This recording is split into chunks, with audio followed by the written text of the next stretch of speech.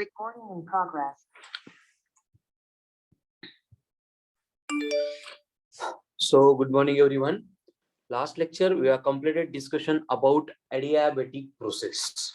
तो आगे जो है उससे नेक्स्ट पार्ट हमें डिस्कस करना है एंड हमारा डिस्कशन शुरू होता है फ्रॉम पॉलीट्रॉपिक प्रोसेस.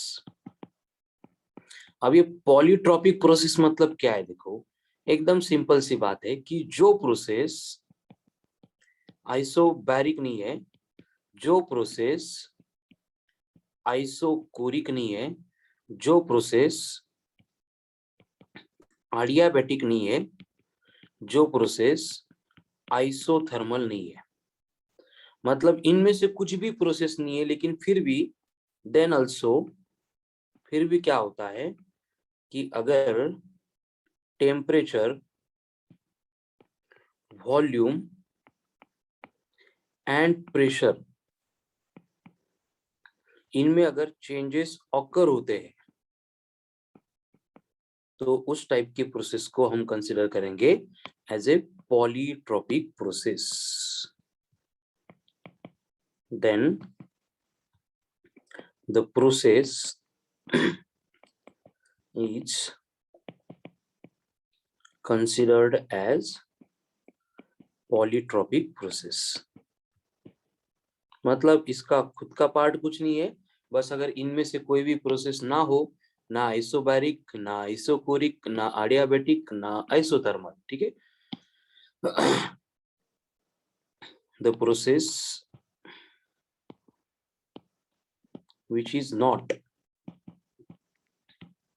मतलब इनमें से कोई भी प्रोसेस वो फॉलो नहीं कर रही है, लेकिन फिर भी अगर वहां पे टेम्परेचर, प्रेशर एंड वॉल्यूम में चेंजेस ऑकर होते हैं तो उस टाइप की प्रोसेस को बोला जाता है एज ए पॉलीट्रॉपिक प्रोसेस. ठीक है, तो इतना सिंपल है, इसमें कुछ खास बात नहीं आएगी. पहले प्रोसेस में जो हो रहा था वही रीअरेंज करके यहाँ पे आएगा. जैसे equation of state, equation of state जो है, जैसे एडियाबैटिक प्रोसेस का था पीवी रेस टू गामा, वही रहेगा, बस gamma will be replaced by A. और यहाँ पे कंडीशन होगी, ए जो कांस्टेंट होगा उसकी वैल्यू ना गामा होगी, ना 1 होगा, ना 0 होगा. इनको छोड़ के अकॉर्डिंग टू गिवन कंडीशन ए की वैल्यू चेंज होगी, लेकिन वो 1, 0 एंड गामा इसके सिमिलर कभी नहीं होगी. यानी कि यहाँ पे पॉलीट्रॉपिक प्रोसेस में क्या होने वाला है, प्रेशर, वॉल्यूम एंड टेम्परेचर तीनों भी केसेस में चेंजेस ऑकर होने वाले हैं. तो अगर कोई भी अननोन हम कैलकुलेट कर रहे हैं तो हम P1 V1 raise to A equals to P2 V2 raise to A is equals to constant, ये कंडीशन अप्लाई कर सकते हैं. जैसे एडियाबैटिक प्रोसेस में था P1 V1 raise to gamma equals to P2 V2 raise to gamma. ठीक है, उसके ही सिमिलर है. उसके बाद में यहाँ पे जैसे हमने एडियाबैटिक प्रोसेस में according to PV equals to nRT various relation देखे थे, यहाँ पे भी रिलेशन आएंगे. जैसे P एंड V का रिलेशन हो गया, उसी तरह से अगर T इंटू V है तो V की पावर आती है A-1 एंड ये होती है कांस्टेंट.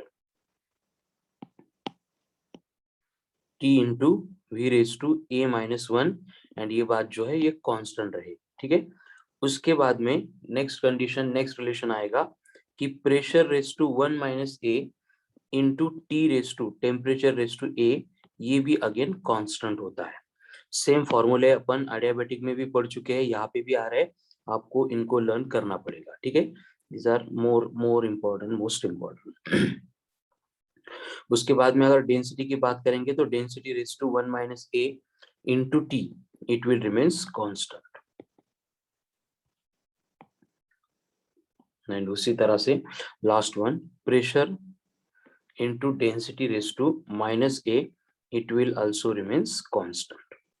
तो pressure, volume, density and temperature इनके बिटवीन का रिलेशन इस पॉलीट्रॉपिक प्रोसेस में इस कांस्टेंट A के हेल्प से हम इस तरह से रिप्रेजेंट कर सकते हैं. रिलेशन हो गया, इक्वेशन ऑफ स्टेट हो गया. नेक्स्ट पार्ट आएगा related to change in internal energy. Change in internal energy, तो जो केस एडियाबैटिक प्रोसेस में थी वही यहाँ पे होगी. जो भी चेंज इन इंटरनल एनर्जी है that will become N into CV in bracket T2 minus T1. लेकिन हर बार हम क्या करेंगे, अब CV को रिप्लेस करेंगे by R upon gamma minus 1। And अगर CV रिप्लेस होगा R अपॉन गामा माइनस 1 से, तो सेम इंटरनल एनर्जी में जो चेंज है उसको अपन NR in bracket T2 minus T1 divided by gamma minus 1 इस रिलेशन से भी एक्सप्लेन कर सकते हैं। तो ये बन गया expression for change in internal energy. अब चेंज इन इंटरनल एनर्जी आने के बाद नेक्स्ट पार्ट में हमें कैलकुलेट करना पड़ता है वर्क डन। फिर से वर्क डन कैलकुलेट करने के लिए हमें रिलेशन यूज करना पड़ेगा, integration of V1 to V2 of PdV। And adiabatic process में हमने देखा है कि इस तरह का जो वर्क डन होता है it is given bye P2 V2 minus P1 V1 divided by होता है गामा माइनस 1, उसकी जगह पे बस ये आएगा 1 माइनस ए। ठीक है, तो ये आता है work done in adiabatic process, P2 V2 minus P1 V1 upon 1 minus A. And इसी एक्सप्रेशन को अपन इस फॉर्म में भी लिखते हैं कि W is equals to n into R in bracket T2 minus T1 divided by 1 minus a. So ये हो गया work done in polytropic process. अब चेंज इन इंटरनल एनर्जी आ गई, उसके बाद में वर्क डन आ गया, उसके बाद हम कैलकुलेट करेंगे हीट सप्लाइड। इस प्रोसेस में जो अपन हीट सप्लाई करते हैं वो कितनी रहेगी, और इस हीट सप्लाई को कैलकुलेट करने के लिए हम यूज करेंगे FLOT, first law of thermodynamics, जो एक्सप्लेन करेगा कि dq इज इक्वल्स टू होता है du प्लस dw। तो du एंड dw की वैल्यू अगर पुट करेंगे तो वहां पे du था nr in bracket T2 minus T1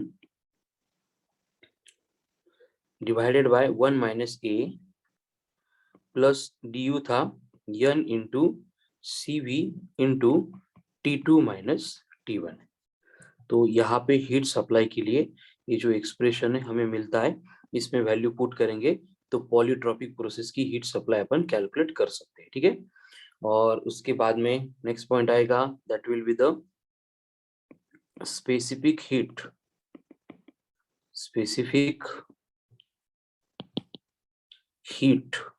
capacity of polytropic process. और ये specific heat capacity of polytropic process जो है उसको कैलकुलेट करने के लिए हम क्या करेंगे, जो अभी हीट सप्लाई का इक्वेशन है उसको यूज करेंगे कि Q इक्वल्स टू जो अपन हीट सप्लाई करते हैं टेम्परेचर बढ़ाने के लिए वो होता है NC इन ब्रैकेट T2 माइनस T1। इसको अगर यहाँ पे पुट करेंगे तो एक्सप्रेशन बनेगा n into C in bracket T2 minus T1 is equals to nr in bracket T2 minus T1 divided by 1 minus A plus n into CV in bracket T2 minus T1। बस ये जो heat supply वाला equation था इसमें जो heat supply होती है in general Q वो इक्वेशन में पुट कर दी। अब यहाँ पे अगर थ्रू आउट इक्वेशन को n इंटू डेल्टा टी से डिवाइड करेंगे तो यहाँ पे क्या बचा, यहाँ पे बचा सिर्फ C equals to R upon 1 minus A plus CV। या फिर इसको रीअरेंज करके अपन ऐसे भी लिख सकते हैं C equals to CV minus R upon A minus 1। Both are same, बस हमने क्या किया यहाँ पे 1 माइनस ए था उसको a माइनस 1 लिखने के लिए माइनस से मल्टीप्लाई किया, इसलिए प्लस आर जो था वो माइनस आर बना। ठीक है, तो ये बन गई specific heat for the polytropic process. And इससे रिलेटेड लास्ट पॉइंट आएगा that will be the bulk modulus for polytropic process. जो पॉलीट्रॉपिक प्रोसेस होती है उसके लिए बल्क का मॉडुलस, तो ये जो बल्क मॉडुलस होगा गामा पी की जगह पे बस ये आएगा a into P. So this is all about polytropic process. एकदम सिंपल है। देखो फिर से एक बार, पॉलीट्रॉपिक प्रोसेस इसका मतलब क्या होता है, ऐसी प्रोसेस जो आइसोबैरिक नहीं है, आइसोकोरिक नहीं है, एडियाबैटिक नहीं है, आइसोथर्मल नहीं है, इनमें से कुछ भी नहीं है। और वहां पे फिर भी क्या हो रहा है कि जो टेम्परेचर है, जो प्रेशर है, जो वॉल्यूम है, यानी जो थर्मोडायनेमिक वेरिएबल्स है वो वेरी हो रहे हैं, चेंज हो रहे हैं, उनमें चेंज ऑकर हो रहा है। तो यहाँ पे उसके बाद हमने देखा था कि इक्वेशन ऑफ स्टेट क्या होता है। तो इक्वेशन ऑफ स्टेट हमें समझ में आ गया कि जहाँ पे गामा हुआ करता था वहां पे गामा की जगह पे बस ए आएगा, यानी P1 V1 रेज टू ए बना P2 V2 raise to A, then PV equals to nRT के अकॉर्डिंग ये रिलेशन आ गए। Then change in internal energy, work done, and दोनों को पुट करके हीट सप्लाई, एंड उसके ऊपर से स्पेसिफिक हीट, एंड उसके ऊपर से बल्क मॉडुलस। हो गए पॉलीट्रॉपिक प्रोसेस। अभी पॉलीट्रॉपिक प्रोसेस के बाद में लास्ट प्रोसेस आती है, that is cyclic process. Cyclic process, अभी साइक्लिक प्रोसेस को अपन पहले भी देख चुके हैं। ऐसी प्रोसेस जिसमें क्या होगा, final state and initial state same होगी। यहाँ पे अपन लिख सकते हैं कि final state of gas equal to होगी इनिशियल स्टेट ऑफ गैस। यानी कि कोई भी अगर थर्मोडायनामिक वेरिएबल चेंज हो रहा है तो वहां पे P final, V final and T final must be equal to P initial, V initial and T initial. इस तरह की कंडीशन वो सेटिस्फाई करनी चाहिए। एंड साइक्लिक प्रोसेस में वी नो दैट यहाँ पे जो चेंज इन इंटरनल एनर्जी होती है, change in internal energy du वो होती है 0, क्योंकि अगर इनिशियल एंड फाइनल टेम्परेचर अगर सेम आ रहा है तो चेंज इन टेम्परेचर वहां पे होगा ही नहीं। इसका मतलब जो भी वर्क डन होगा वो directly equal to heat supplied होगा। जितनी हीट सप्लाई होगी तो डायरेक्टली वर्क डन होगा। ठीक है, अब इतनी ही बातें, यहाँ से कोई ज्यादा इक्वेशंस वगैरह हमें साइक्लिक प्रोसेस में मिलते नहीं है। लेकिन अभी टॉपिक का सबसे इंपॉर्टेंट पार्ट आपको याद रखना है, कुछ ग्राफ्स है, उनके रिलेशन आपको एज इट इज लर्न करने हैं। जितने टाइम्स इसको आप ड्रॉ करके लर्न कर रहे हो उतना अच्छा है, क्योंकि इस टाइप के नेचर के ग्राफ आपको डायरेक्टली एग्जाम में दिए जाते हैं। ठीक है, आपको एक कंडीशन बोलिए कि gas is expanded from same volume. अगर गैस को हम एक्सपांड कर रहे हैं और इनिशियल वॉल्यूम सेम थी in different way, different way मतलब डिफरेंट डिफरेंट प्रोसेस में, तो क्या होता है देन वहां पे आपको याद रखना है कि work done will B maximum, work done will B maximum if expansion is isobaric. मतलब वहां पे अगर एक्सपांशन आइसोबैरिकली हो रहा है तो वर्क डन मैक्सिमम होगा, then work done will be minimum, work done will be minimum if expansion is done adiabatically। And अगर वहां पे आइसोथर्मली अपन एक्सपांड कर रहे हैं तो ये मॉडरेट वर्क डन वहां पे हमें मिलेगा, यानी आइसोबैरिक से कम और एडियाबैटिक से ज्यादा। एंड सेम पार्ट को अगर ग्राफिकली प्लॉट करेंगे तो हमें यहाँ पे ये वॉल्यूम है, ये प्रेशर है, और यहाँ पे बोला गया है कि इस पॉइंट से अपन गैस को एक्सपांड होने के लिए अलाउ कर रहे हैं। तो यहाँ पे अगर प्रोसेस हमने एडियाबेटिक रखी है तो उसके लिए ये वाला ग्राफ रहेगा, सॉरी आइसोबैरिक के लिए ये ग्राफ रहेगा जहाँ पे वर्क डन मैक्सिमम है। देन अगर हमने प्रोसेस को एडियाबेटिक रखा है तो वर्क डन मिनिमम रहेगा, मतलब इस तरह की नेचर का ग्राफ आएगा। एंड वहां पे अगर प्रोसेस को हमने आइसोथर्मल रखा है तो आइसोथर्मल के लिए इनके इन बिटवीन वर्क डन हमें मिलने वाला है। ठीक है, तो आपको एग्जाम में डायरेक्ट इस तरह की नेचर की ग्राफ देंगे, नंबर देंगे 1 2 3 और बोलेंगे कि 1 मतलब 2 मतलब 3 मतलब क्या होता है, इसलिए ये ग्राफ आपको एज इट इज रिमेम्बर करना है। सेम केस अगर एक्सपांशन की जगह पे कॉम्प्रेशन के लिए अप्लाई करेंगे तो उस कॉम्प्रेशन की केस में जो वर्क डन होगा वो यहाँ पे जो कंडीशन थी उसके एग्जैक्ट उल्टा हो जाएगा। मतलब यहाँ पे हम लिखेंगे कि work done will B maximum in case of adiabatic process. कब? अगर वहां पे कॉम्प्रेशन हो रहा है तो। एंड इनको अगर ग्राफिकली रिप्रेजेंट करना है तो यहाँ पे बनेगा प्रेशर, यहाँ पे बनेगा वॉल्यूम। ऑडियो वीडियो सबको क्लियर है ना?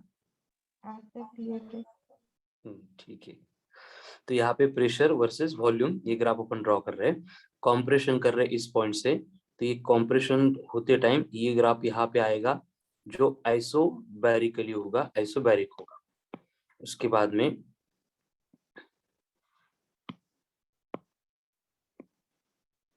ये ग्राफ यहाँ पे जाएगा जो एडियाबेटिक कॉम्प्रेशन एक्सप्लेन करेगा, एंड इनके बिटवीन जो है आइसोथर्मल कॉम्प्रेशन रहेगा। मतलब जो एक्सपांशन की केस थी उसके एग्जैक्ट उल्टा हो जाएगी। तो यहाँ पे मिनिमम वर्क डन आइसोबैरिक में, मैक्सिमम वर्क डन एडियाबेटिक में, एंड आइसोथर्मल में इन दोनों की इन बिटवीन। ठीक है। उसके बाद में और कुछ स्टैंडर्ड ग्राफ है जिनसे रिलेटेड क्वेश्चंस आते हैं कि अगर आपको बोला है कि यहाँ पे प्रेशर वर्सेस वॉल्यूम है and for the same mass, ऐसे दो ग्राफ है जो एक दूसरे को इंटरसेक्ट नहीं कर रहे, तो अगर ये इंटरसेक्ट नहीं कर रहे मतलब ये आइसोथर्मल कर्व होने चाहिए। यानी हम यहाँ पे लिख सकते हैं कि two isothermal curve for given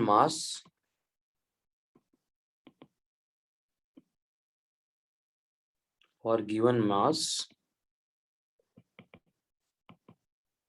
never intersect each other. लेकिन वहां पे अगर एक आइसोथर्मल हो एंड दूसरा एडियाबेटिक हो तो वो एक दूसरे को इंटरसेक्ट कर ही देते हैं। फिर से यहाँ पे प्रेशर वर्सेस वॉल्यूम का ग्राफ दिया है और ये आइसोथर्मल प्रोसेस है। तो जो एडियाबेटिक प्रोसेस होती है वो इस तरह से जाती है एंड ये एक दूसरे को इस पॉइंट पे इंटरसेक्ट करते हैं। ठीक है। तो ये बनता है ग्राफ फॉर आइसोथर्मल प्रोसेस, ये बनता है ग्राफ फॉर एडियाबेटिक प्रोसेस। तो ये एक दूसरे को इंटरसेक्ट करते हैं at point A, and intersection में जो पॉइंट्स है वो पीवी ग्राफ पे एक गिवन कंडीशन लाई करता है। ठीक है। तो यहाँ पे जो आइसोथर्मल कर्व होगा, isothermal curve slope of isothermal curve होगा वो बनेगा minus of P by V, and वही पे स्लोप ऑफ एडियाबेटिक कर्व अगर है तो वो बनेगा minus of gamma P by V. मतलब आपको दो ग्राफ दिए हैं, एक आइसोथर्मल है एंड एक एडियाबेटिक है, और उन दोनों में अगर हमें कंपेयर करना है, फाइंड करना है, तो हम ये स्लोप के ऊपर फाइंड कर सकते हैं। दोनों में कंपेयर करेंगे तो यहाँ पे दिखता है कि एडियाबेटिक का जो कर्व है, सॉरी एडियाबेटिक जो कर्व होता है उसका स्लोप जो है कम होता है एज कंपेयर टू आइसोथर्मल, और ये आइसोथर्मल का जो है स्लोप है which is given by P by V, and adiabatic का होता है gamma into P by V, यानी कि एडियाबेटिक का ज्यादा होता है एज कंपेयर टू आइसोथर्मल। बस एंगल ऑप्टिक्स है इसलिए वो निगेटिव आएगा। तो ये स्लोप के ऊपर से हम दोनों ग्राफ में डिफरेंशिएट कर सकते हैं।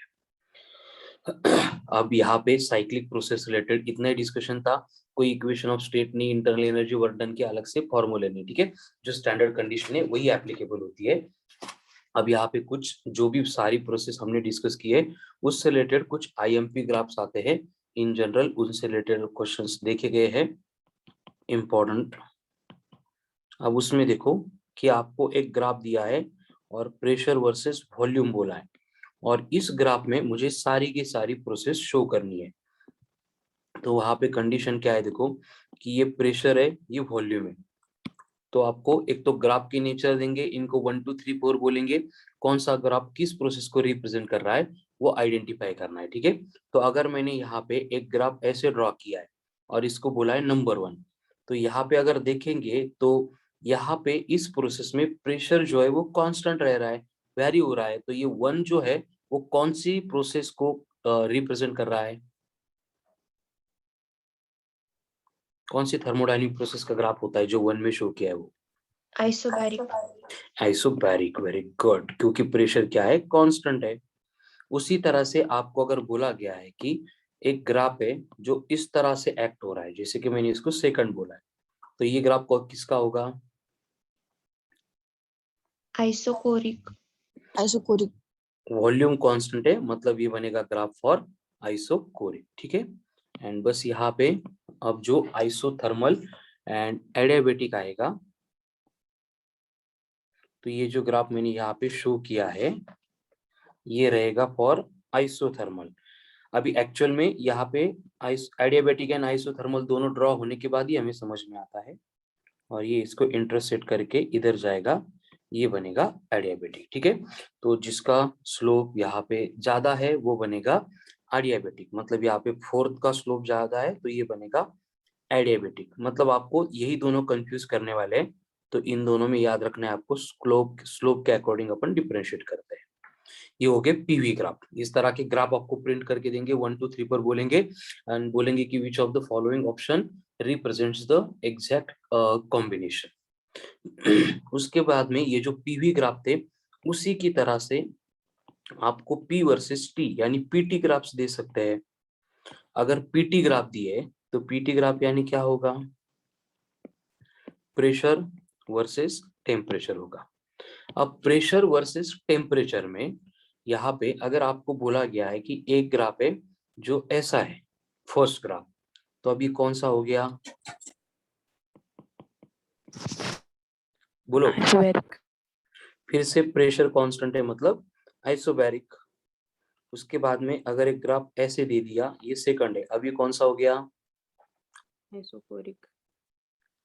कौन ये आइसोकोरिक, कौन बोला ये, कौन बोला आइसोकोरिक? टेम्परेचर कांस्टेंट है ना। गुड मॉर्निंग, आवाज आ रही है सबको? Yes sir. ये जो ग्राफ है यहाँ पे टेम्परेचर कांस्टेंट है ना, टेम्परेचर वेरी नहीं हो रहा है, ये आइसोथर्मल। आइसोथर्मल।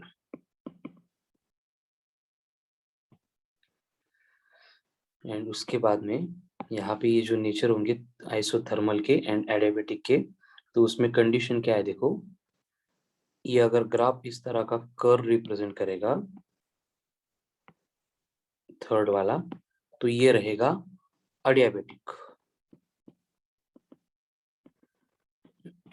एंड अगर यहाँ पे एक स्ट्रेट लाइन दी गई है पासिंग थ्रू ओरिजिन इस तरह से, तो ये स्ट्रेट लाइन मतलब ये फोर्थ वन है, तो P proportional to T, pressure is directly proportional to temperature. ये कौन सी प्रोसेस में होता है, चलो बोलो, P प्रोपोर्शनल टू T कौन सी प्रोसेस है?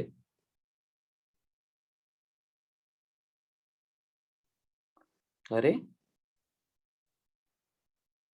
प्रेशर प्रोपोर्शनल टू टेम्परेचर, कौन सा लॉ है?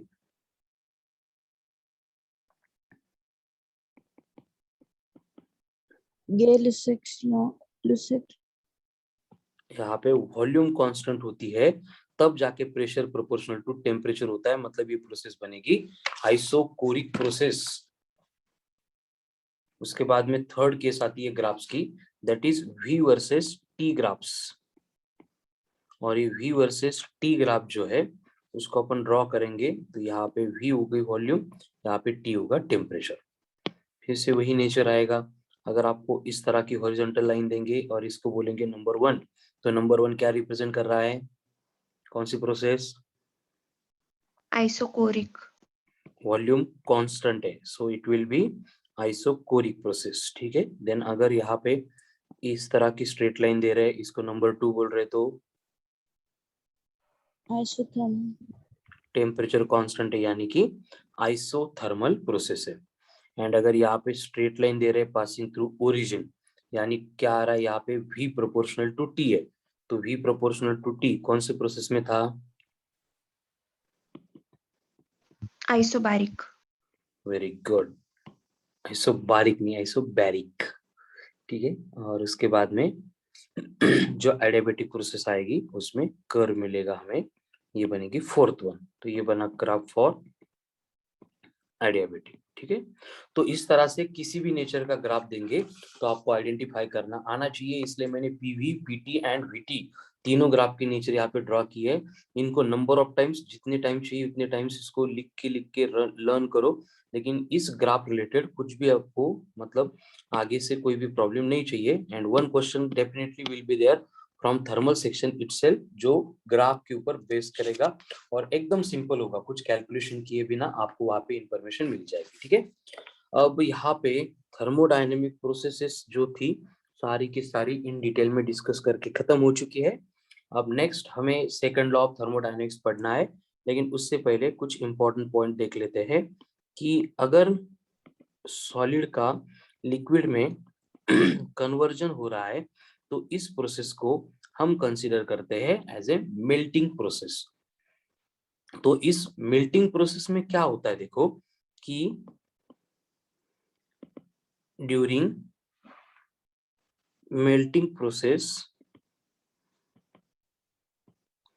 चेंज इन वॉल्यूम जो है, चेंज इन वॉल्यूम है वो ऑलमोस्ट नेग्लिजिबल होती है। मतलब वहां पे डीवी को अपन कंसीडर कर सकते हैं एज ए जीरो होता है, लेकिन वो हम कंसीडर नहीं करते हैं। ये पहली कंडीशन हो गई। दूसरी कंडीशन हमें मालूम है कि ड्यूरिंग मेल्टिंग प्रोसेस, यानी कि जब सॉलिड लिक्विड में कन्वर्ट हो रहा है या फिर कोई भी सब्सटेंस अपनी स्टेट चेंज कर रहा है, तो उस केस में टेम्परेचर कांस्टेंट होता है, यानी वहां पे dt चेंज इन टेम्परेचर जो है वो जीरो रहता है। एंड अगर यहाँ पे चेंज इन टेम्परेचर जीरो हो गया तो चेंज इन इंटरनल एनर्जी है ना, कितनी होगी change in internal energy while melting, बोलो।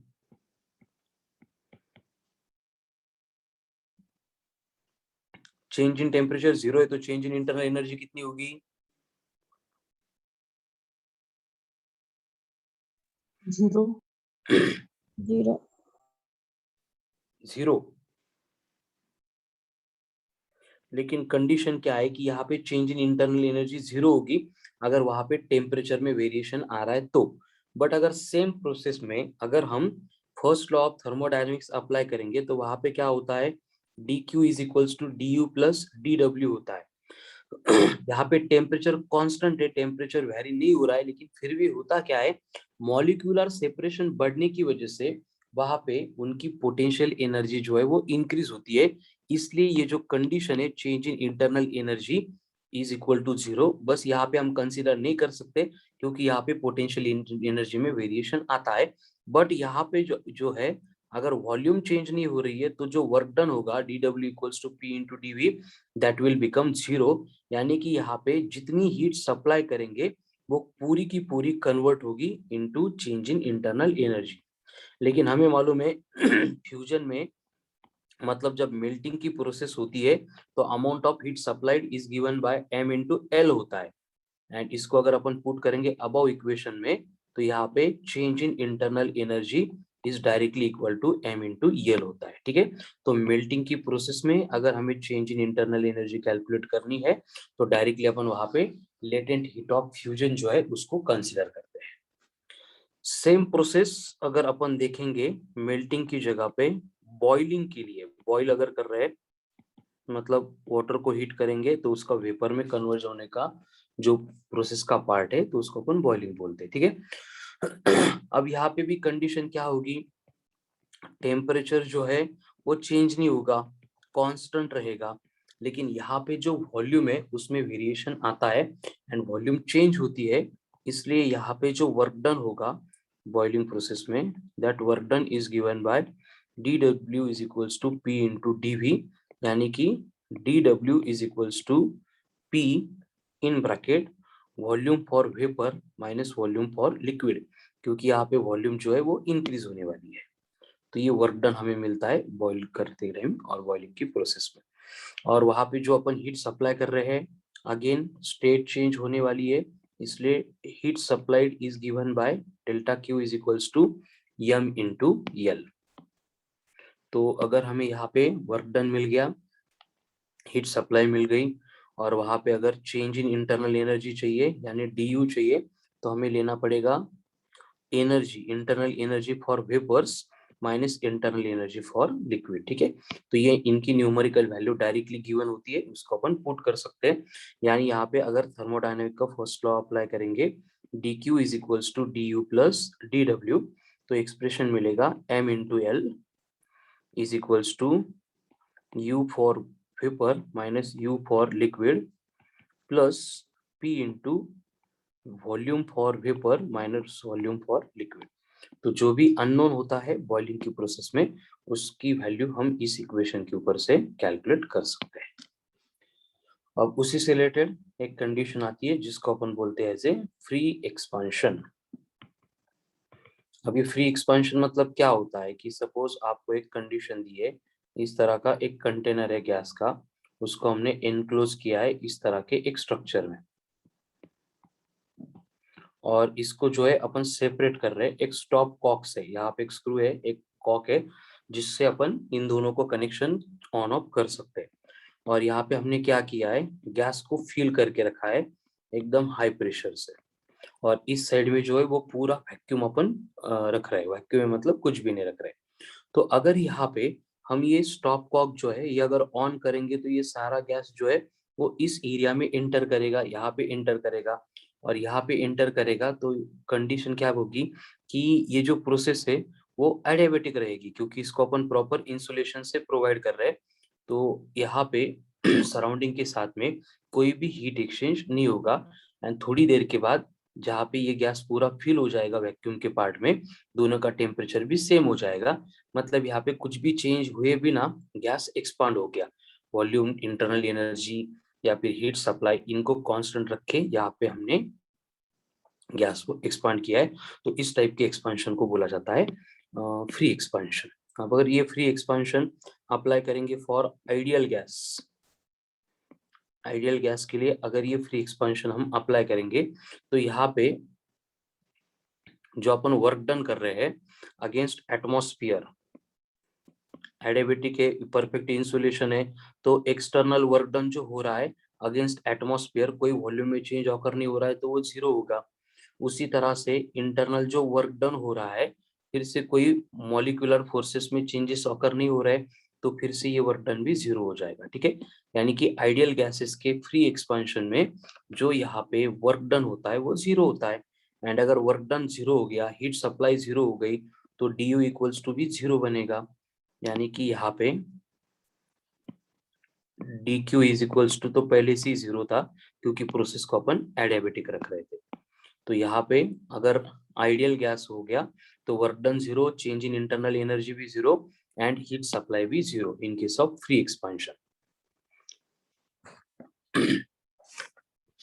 ठीक है, तो आइडियल गैस में इस तरह की कंडीशन हमें मिलती है। वही केस अगर हम रियल गैस के लिए अप्लाई करेंगे, फॉर रियल गैस, तो रियल गैस की केस में क्या होगा कि यहाँ पे हीट को फ्लो होने के लिए अपन अलाउ नहीं कर रहे हैं, यानी डेल्टा क्यू जीरो हो जाएगा। एटमॉस्फेयर के अगेंस्ट कोई वर्क नहीं हो रहा है, यानी work done against external agency will be zero.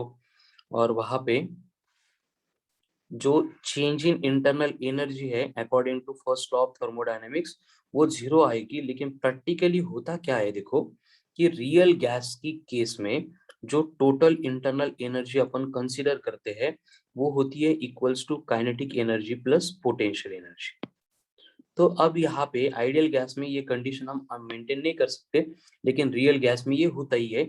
अगर आपको बोला है कि यहाँ पे इंटरनल एनर्जी का चेंज जीरो हो रहा है, तो इसका मतलब हम लिख सकते हैं कि change in kinetic energy D of के मतलब चेंज है, plus change in potential energy ये भी जीरो आ रहा है इस इक्वेशन के अकॉर्डिंग। यानी कि अपन यहाँ पे लिख सकते हैं कि चेंज इन काइनेटिक एनर्जी जो है it is compensated bye minus of change in potential energy. यानी कि ये इक्वेशन रिप्रेजेंट कर रहा है कि kinetic energy and potential energy एक दूसरे में इंटरकन्वर्टेबल है, कि अगर काइनेटिक एनर्जी वहां पे बढ़ रही है पोटेंशियल एनर्जी कम होगी, अगर काइनेटिक एनर्जी वहां पे कम हो रही है तो पोटेंशियल एनर्जी बढ़ जाएगी। अब यहाँ पे होता क्या है देखो, हमें मालूम है कि इन केस ऑफ एक्सपांशन, अगर गैसेस का एक्सपांशन हो रहा है तो मॉलिक्यूलर सेपरेशन जो है वो इंक्रीज होता है, बढ़ता है। मॉलिक्यूलर सेपरेशन जो है वो इंक्रीज होता है, बढ़ता है। उसका मतलब क्या होगा, पोटेंशियल एनर्जी अल्सो इंक्रीजेस, वहां पे पोटेंशियल एनर्जी भी इंक्रीज होगी। यानी हम लिख सकते हैं कि डी ऑफ पीई अगर ग्रेटर देन जीरो हो गई, मतलब पॉजिटिव हो गई, तो उस केस में काइनेटिक एनर्जी को नेगेटिव होना पड़ेगा। बस ये कंडीशन डिफर करती है फ्रॉम आइडियल गैस से रियल गैस की in case of free expansion. तो यहाँ पे सारी थर्मोडायनेमिक प्रोसेस हो गई, देन मेल्टिंग प्रोसेस हो गई, उसके बाद में बॉइलिंग प्रोसेस हो गई, देन फ्री एक्सपांशन देखा for ideal gas as well as for real gas. अभी बढ़ना है हमें आगे towards second law of thermodynamics, and second law of thermodynamics की टुवर्ड्स बढ़ने के लिए हम यहाँ पे डिस्कस करने वाले हैं about heat engine. Heat engine एकदम सिंपल सिंपल पॉइंट्स पे बचे आप टॉपिक के। हीट इंजन,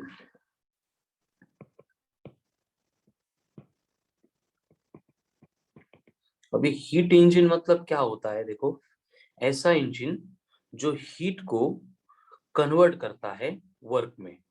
ठीक है, हीट इंजन मतलब क्या होता है? It's a device which converts heat into other form of work। Heat का वर्क में कन्वर्ट करने वाला जो डिवाइस है उसको बोला जाता है हीट इंजन। अभी दिमाग में थॉट आया होगा कि ऐसे कैसे हो सकता है, हीट का कन्वर्जन कैसे वर्क में हो गया? एकदम सिंपल सी बात है, जो हमारी टू व्हीलर, फोर व्हीलर है, एरोप्लेन है, जो भी पेट्रोल डीजल पे वर्क करने वाले डिवाइसेस होते हैं वो सारे हीट इंजन से। बस वो इंटरनल कंबशन इंजन है क्योंकि उनका कंबशन इंटरनली होता है। एंड अगर एक्सटर्नल कंबशन इंजन चाहिए तो गदर मूवी में जो ट्रेन शो की आपको कोल डाल डाल के स्टीम प्रोड्यूस करके फिर ट्रेन को भगाना पड़ता है, तो वो भी हीट इंजन है, लेकिन वो एक्सटर्नल कंबशन होता है इसलिए वो एक्सटर्नल कंबशन इंजन है।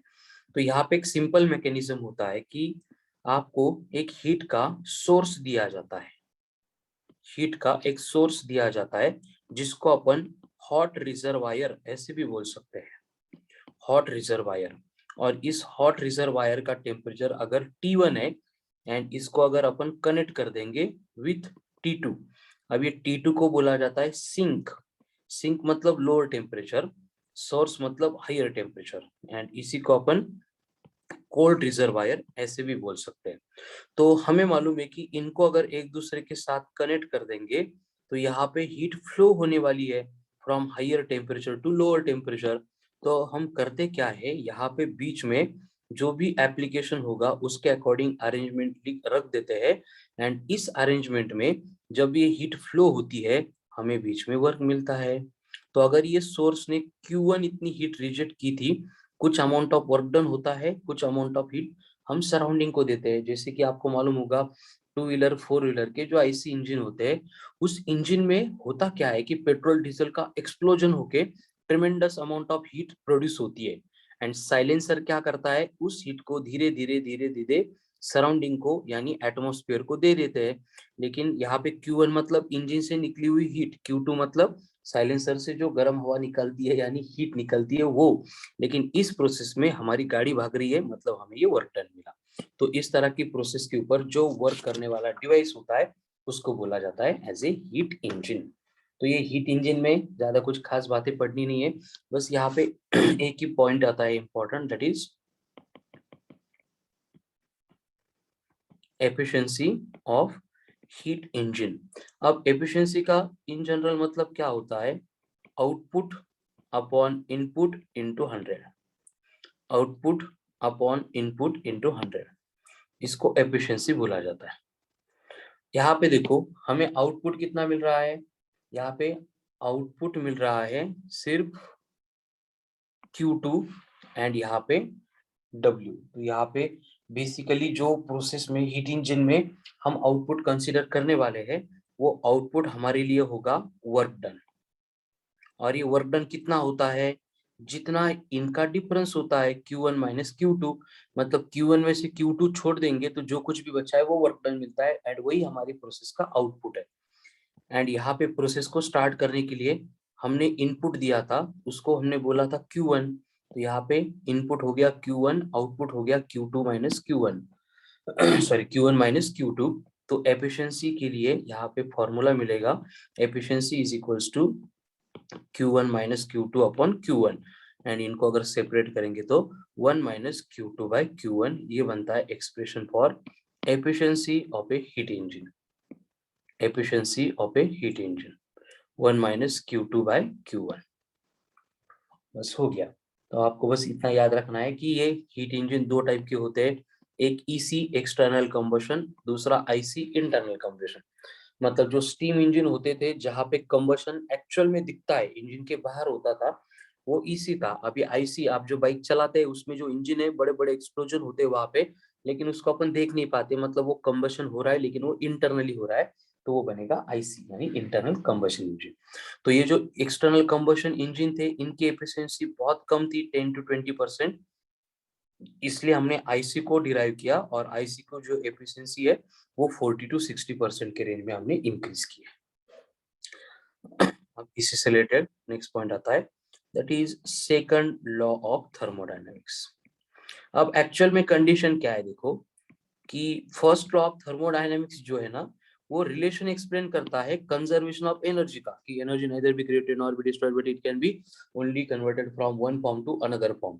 एंड सेकंड लॉ उसके लिमिटेशन बोलता है कि असं नाही होत, प्रत्येक वेळी एनर्जी का फॉर्म इनटू वर्क कर नहीं सकते। जैसे कि फॉर एग्जांपल अगर यहाँ पे हीट इंजन की बात करेंगे तो सेकंड लॉ ऑफ थर्मोडायनेमिक्स का स्टेटमेंट आता है जिसको अपन बोलते हैं Kelvin Planck statement related to heat engine,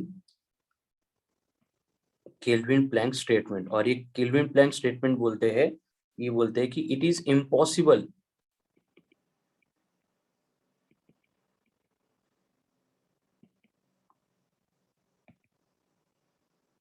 to construct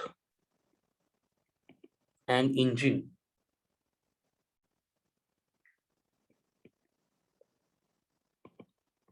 operating in a cycle in which it will produce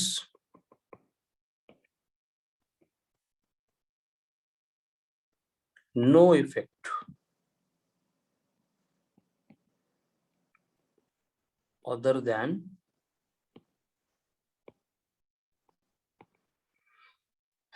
extracting heat from a reservoir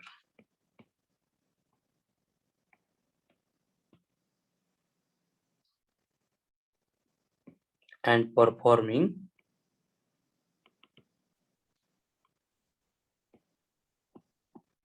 equivalent work। यानी कि क्या है, देखो इसका मतलब इनको ये बोलना है कि अगर हम हीट एक्सट्रैक्ट कर रहे हैं तो ऐसा इंजन हम कभी नहीं बना सकते जिसमें सिर्फ और सिर्फ हीट का कन्वर्जन एनर्जी में हो रहा है और कुछ भी हीट का लॉस नहीं हो रहा है, मतलब total amount of heat can not be converted into work. ये यहाँ पे लिमिटेशन ऑफ एनर्जी कंजर्वेशन का लॉ एक्सप्लेन कर रहा है केल्विन प्लैंक का स्टेटमेंट। एंड उसी स्टेटमेंट से regarding second law of thermodynamics explain करने के लिए और एक आता है, दैट इज क्लॉसियस स्टेटमेंट या फिर रुडोल्फ क्लॉसियस स्टेटमेंट। और एक क्लॉसियस या फिर रुडोल्फ क्लॉसियस स्टेटमेंट ये जो है एक्सप्लेन करते हैं कि it is impossible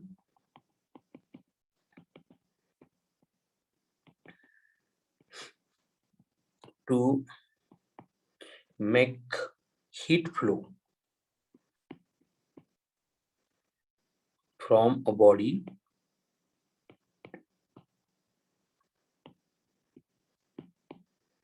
at a lower temperature to the body at a higher temperature without doing any external work।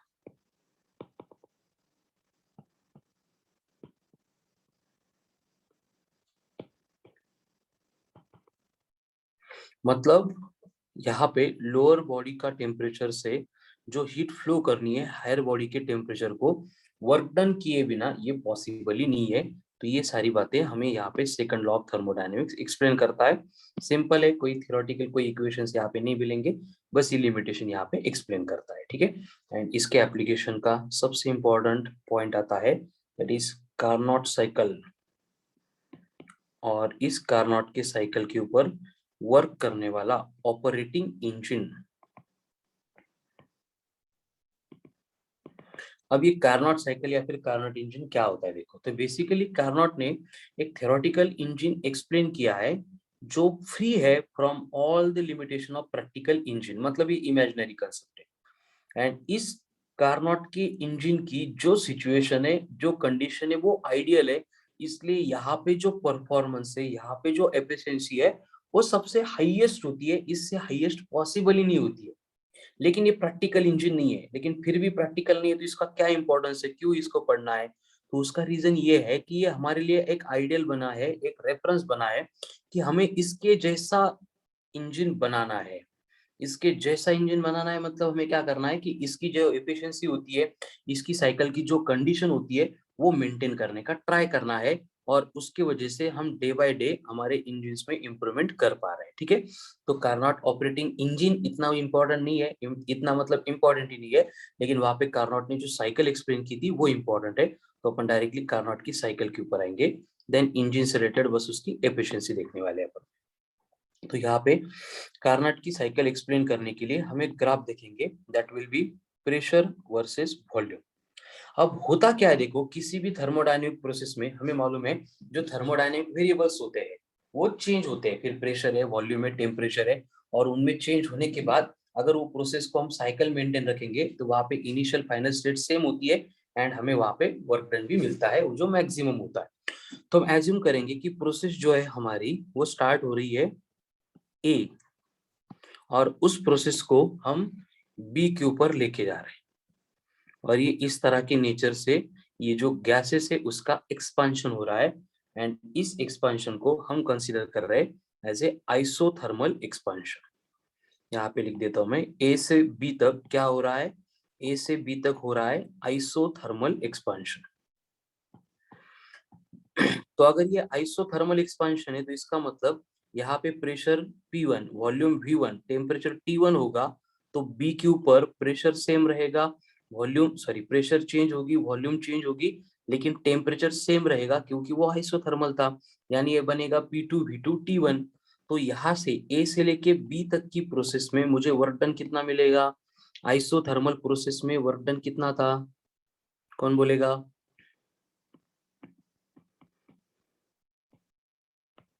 Very good. ठीक है, तो यहाँ पे वर्क डन हमें मिलेगा आइसोथर्मल प्रोसेस का, that is nRT1 natural log of V2 by V1। ये बन गया वर्क डन इस प्रोसेस में, जिसमें हम गैस को आइसोथर्मली एक्सपांड होने के लिए अलाउ कर रहे हैं। अब उसके बाद में हम क्या करते हैं, अगेन गैस का एक्सपांशन करते हैं, और यहाँ पे जो एक्सपांशन हो रहा है उसको अपन एडियाबेटिकली एक्सपांड करते हैं। जैसे कि बाद में एक पॉइंट आ गया C, तो B से लेके C तक की जो प्रोसेस है B से लेके C तक की जो प्रोसेस है उसको अपन बोल रहे हैं कि ये भी क्या है, एक्सपांशन है, लेकिन ये एक्सपांशन जो है ये एडियाबेटिक एक्सपांशन है। तो अगर ये एडियाबेटिक एक्सपांशन हो गया तो यहाँ पे भी हमें वर्क डन मिलेगा, और वर्क डन अपन कैलकुलेट कर सकते हैं। तो इस प्रोसेस में जो वर्क डन होगा W2 वो कितना होगा, देखो एडियाबेटिक प्रोसेस में वर्क डन का फॉर्मूला था NR in bracket T1 minus T2 divided by gamma minus 1। अब ये सारी प्रोसेस अपन बहुत डिटेल में पढ़ चुके हैं, आपको याद आनी चाहिए ये फॉर्मूले। ठीक है, तो ये वर्क डन हो गया, यानी कि यहाँ पे कंडीशन क्या होगी, देखो अगर ये एडियाबेटिकली हमने इसको एक्सपांड होने के लिए अलाउ किया था तो यहाँ पे हीट एक्सचेंज 0 था, तो यहाँ पे जो प्रेशर है वो P3 होगा, वॉल्यूम में V3 होगी, टेम्परेचर भी चेंज होगा यानी T2 होगा। उसके बाद में अगेन इस गैस को अपन कॉम्प्रेस करने वाले हैं, एंड यहाँ पे जो कॉम्प्रेशन होगा वो अब फिर से आइसोथर्मल कॉम्प्रेशन आने वाला है। अब ये आइसोथर्मल कॉम्प्रेशन आ गया, C से लेके D तक क्या है, आइसोथर्मल कॉम्प्रेशन। अगर हम यहाँ पे इसको आइसोथर्मली कॉम्प्रेस कर रहे हैं तो यहाँ पे भी हमें वर्क डन मिलेगा, और यहाँ पे जो वर्क डन होगा वो कितना होगा, nRT2 natural log of V4 bye V3, क्योंकि यहाँ पे वॉल्यूम V3 थी, यहाँ पे आके ये प्रेशर बनेगा P4, वॉल्यूम बनेगी V4, लेकिन टेम्परेचर तो सेम रहेगा T2। And at the end जो है फिर से हम इसको कॉम्प्रेस करेंगे, एंड दैट इज एडियाबेटिकली, यानी ये साइक्लिक प्रोसेस जो है वो कंप्लीट हो जाएगी। तो इस तरह से वर्क करने वाला इस साइकिल के ऊपर जो इंजन होता है उसको अपन बोलते हैं एज ए कार्नोट इंजन, और उसके लिए जो साइकिल डिजाइन की गई थी वो इस तरह से थी, और इस साइकिल को बोला जाता है एज ए कार्नोट साइकिल। ठीक है, तो लास्ट में जो हम सी से डी के बाद में डी से ए लेके जा रहे हैं, तो उसको हमने बोला है कि ये एडियाबेटिक कॉम्प्रेशन। एंड इस एडियाबेटिक कॉम्प्रेशन में जो हमें वर्क डन मिलेगा W4 that will be equals to NR। अब ये T1 माइनस T2 की जगह पे आएगा T2 minus T1 divided by gamma minus 1। तो इस तरह से ये प्रोसेस में, साइक्लिक प्रोसेस में थर्मोडायनेमिक वेरिएबल्स चेंज होते हैं। तो हमें इनऑल सबसे इंपॉर्टेंट हमारे लिए होता है वर्क डन। तो यहाँ पे साइक्लिक प्रोसेस है, इसलिए इस लूप के अंडर का जो भी एरिया होगा वो रिप्रेजेंट करेगा वर्क डन। तो सबसे मैक्सिमम जो वर्क डन मिलता है हमें इसी प्रोसेस के अकॉर्डिंग मिलता है, इसलिए कार्नोट का साइकिल का पार्ट और उसके ऊपर वर्क करने वाला जो इंजन होता है दैट इज मोस्ट इम्पोर्टेंट। अब अगर हम यहाँ पे नेट वर्क डन कैलकुलेट करेंगे तो net work done is given bye, सबकी एडिशन होगी W1 plus W2 plus W3 plus W4। बस इसमें क्या होगा देखो, यहाँ पे NR T2 minus T1 upon gamma minus 1 है, यहाँ पे NR T1 minus T2 upon gamma minus 1। तो यहाँ पे सिंपल सी कंडीशन क्या होने वाली है कि W2 एंड W4 में अगर मैं इसको T1 माइनस T2 लिख दूंगा तो ये माइनस बनेगा, यानी W2 एंड W4 वहां पे कैंसिल होने वाला है। एंड W2 एंड W4 अगर कैंसिल हो गया तो हमें नेट वर्क डन में बस क्या मिलेगा, NR T1 natural log of V2 by V1 plus NR T2 natural log of V4 by V3। तो इतना ही नेटवर्क डन हमें इस प्रोसेस में मिलने वाला है, जो बेसिकली हो रहा है एडियाबेटिक प्रोसेसेस में, सॉरी आइसोथर्मल प्रोसेसेस में। एडियाबेटिक जो है वो दोनों केस में एक दूसरे को कैंसिल करेगा, तो ये बनेगा वर्क डन इन कार्नोट इंजन और कार्नोट साइकिल। तो कार्नोट से रिलेटेड जिसके ऊपर मेनी टाइम्स क्वेश्चन आके गए हैं एंड आने की प्रोबेबिलिटी है, वो आता है part efficiency of Carnot engine. अब ये जो एफिशिएंसी ऑफ कार्नोट इंजन है उसको अपन कैलकुलेट करने के लिए फिर से वही आउटपुट अपॉन इनपुट का पार्ट करते हैं। आउटपुट मतलब यहाँ पे जो वर्क डन मिला है, इनपुट मतलब पहली जो प्रोसेस थी, एंड उसको सिंप्लीफाई करेंगे तो हमें यहाँ पे एफिशिएंसी का फॉर्मूला मिलता है that is 1 minus T2 by T1। 1 minus T2 by T1 ये बनता है expression for efficiency of Carnot engine, 1 minus T2 by T1। And इसी को अपन सिंप्लीफाई करके efficiency equals to 1 minus Q2 by Q1 इस फॉर्म में भी रिप्रेजेंट कर सकते हैं। Efficiency is also given by 1 minus Q2 by Q1। अब यहाँ पे कंडीशन क्या है देखो, कि इन दोनों को अगर कंपेयर करेंगे तो हमें Q1 upon Q2 is equals to T1 upon T2 ये वाला एक्सप्रेशन मिलता है। Again it is most important, दो टेम्परेचर दिए, एक हीट दिए, दूसरी हीट कैलकुलेट करनी है तो हम इस रिलेशन को यूज कर सकते हैं। अब यहाँ पे कंडीशन क्या होती है देखो, ये जो T2 है एंड ये जो T1 है, इनका जो रेशो है वो हमेशा से क्या होता है, 0 से बड़ा होता है। और ये रेशो अगर 0 से बड़ा होगा तो इसका मतलब ये जो एफिशिएंसी है ये कभी भी 1 नहीं हो सकती है। मतलब एफिशिएंसी को अपन कभी भी 100% मेंटेन ही नहीं कर सकते, ये प्रैक्टिकली पॉसिबल ही नहीं है। बस हम उसको जो है T2 को 0 केल्विन या फिर T1 को इंफिनिटी, इन दोनों में से एक कंडीशन अगर मेंटेन करेंगे तब जाके ये एफिशिएंसी 100% हो सकती है। लेकिन देखो 0 केल्विन का मतलब होता है -273 डिग्री सेल्सियस, जो प्रैक्टिकली मेंटेन करना पॉसिबल नहीं है। एंड T1 को इंफिनिटी कैसे बनाएंगे, इंफिनिटी तो कुछ होता ही नहीं है। इसका मतलब ये कार्नोट इंजन जो है उसकी एफिशिएंसी 100% कभी नहीं बनेगी। अगर बनानी है तो हमें T2 को 0 एंड T1 को इंफिनिट बनाना पड़ेगा, जो प्रैक्टिकली इम्पॉसिबल है। तो इसमें जो है हम सिर्फ एफिशिएंसी इंक्रीज कर सकते हैं, एफिशिएंसी को हम सिर्फ इंक्रीज कर सकते हैं। कैसे इंक्रीज कर सकते हैं, अगर हमने वहां पे T2 को डिक्रीज किया तो, सिंक के टेम्परेचर को कम करते गए तो इसी कंसेप्ट के ऊपर वर्क करने वाले जो इंजन्स होते हैं उनको बोला जाता है क्रायोजेनिक इंजन्स। Cryogenic engines. अब क्रायोजेनिक्स मतलब ब्रांच ऑफ फिजिक्स है जो डील करती है विथ वेरी लो टेम्परेचर। तो हम करते क्या है, एक्सट्रीमली लो टेम्परेचर पे ऑपरेट होने वाले इंजन डेवलप करते हैं, जिसमें T2 की वैल्यू जितनी छोटी होगी उतनी एफिशिएंसी इंजन की बढ़ने वाली है। ठीक है, ग्रेविटेशन मैंने आपको बोला था कि इंडिया ने जो 104 सैटेलाइट लॉन्च किए थे, उसकी लॉन्चिंग की प्रोसेस में हमारे पास जो लॉन्चिंग व्हीकल थी वो वर्क करती थी based on cryogenics only, cryogenic के ऊपर ही वर्क करने वाली थी, इसलिए वहां पे एफिशिएंसी बढ़ गई और हमने मैक्सिमम वर्क किया था। और एक बात आपको यहाँ पे याद रखनी है कि no reversible engine can have efficiency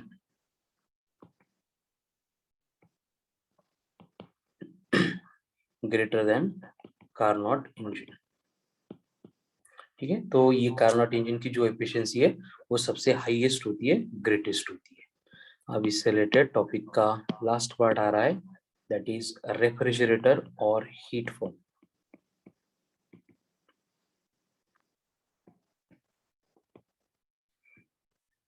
refrigerator और हीट पंप। अब ये रेफ्रिजरेटर और हीट पंप मतलब क्या होता है, देखो जो हीट इंजन करता था ये उसके एग्जैक्ट उल्टा करता है। मतलब ये क्या करता है, ये एब्सॉर्ब करता है heat from low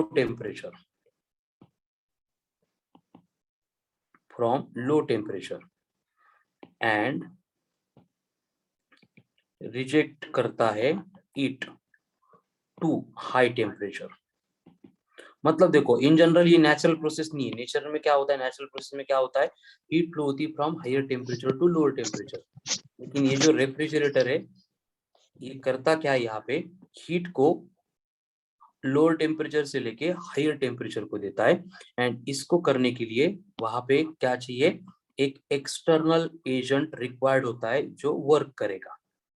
external agent required है जो वर्क करेगा एंड वर्क कर करके पूरी जो हीट है वो लोअर टेम्परेचर से हायर टेम्परेचर के ऊपर वो कन्वर्ट करेगा। ठीक है, अब यहाँ पे एक कंडीशन होती है कि आइडियल रेफ्रिजरेटर जो है मतलब वो एग्जिस्ट ही नहीं करेगा। आइडियल रेफ्रिजरेटर जो है उसको अपन कार्नोट्स इंजन और कार्नोट्स आइडियल इंजन बोल के रेफर कर सकते हैं जो पॉसिबल ही नहीं है, बट ऑर्डर रिवर्स करके वो हाई टू लो फ्लो होता है, ये लो टू हाई करेगा।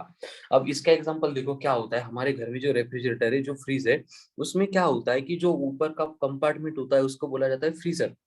तो फ्रीजर का टेम्परेचर ऑलरेडी सबसे कम होता है जहाँ पे आइस फॉर्म हो रहा है, लेकिन फिर भी जैसे हम फ्रीज को ऑन करते हैं तो जो कूलिंग की प्रोसेस है वो पूरे फ्रीज में नहीं होती है, सिर्फ फ्रीजर में होती है।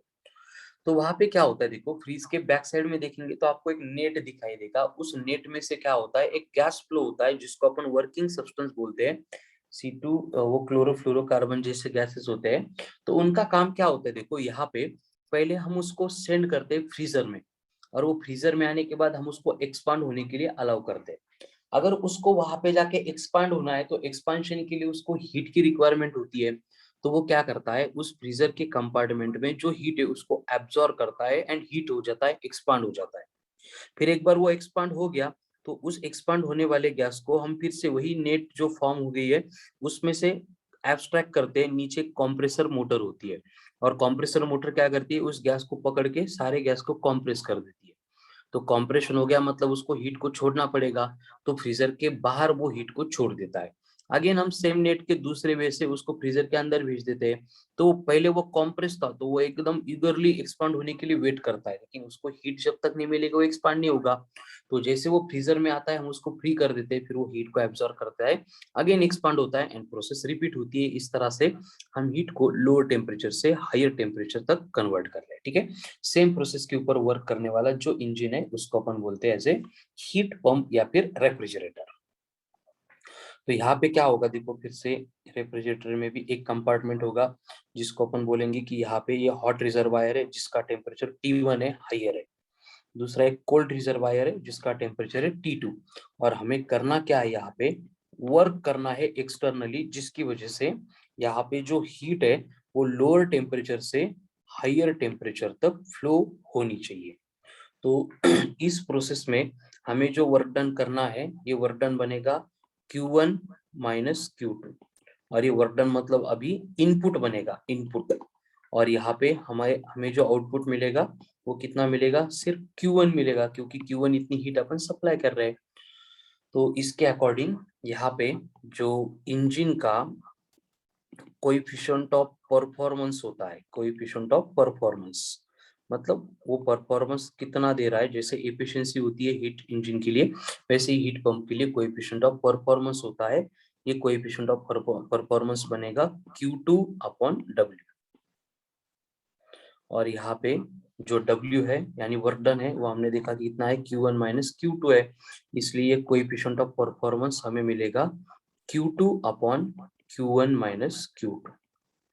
अगेन ये भी एक्सट्रीमली इंपॉर्टेंट है ना, coefficient of performance of the refrigerator is given bye Q2 upon Q1 minus Q2।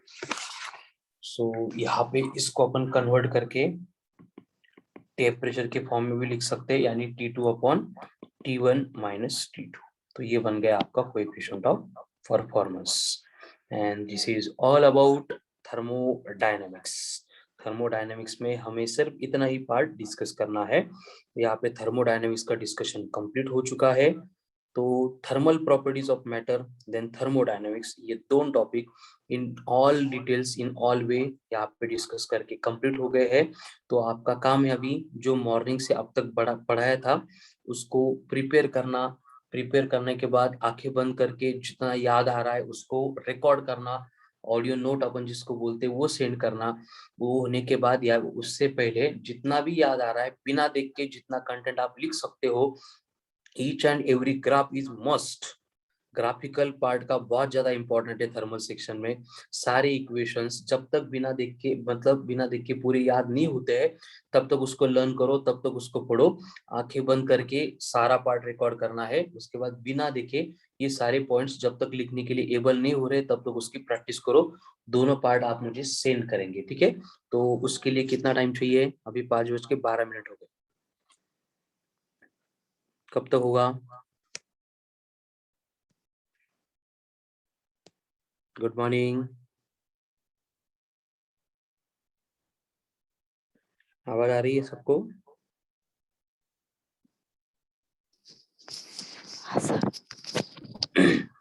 कब तक होगा फिर? 6 बजे तक?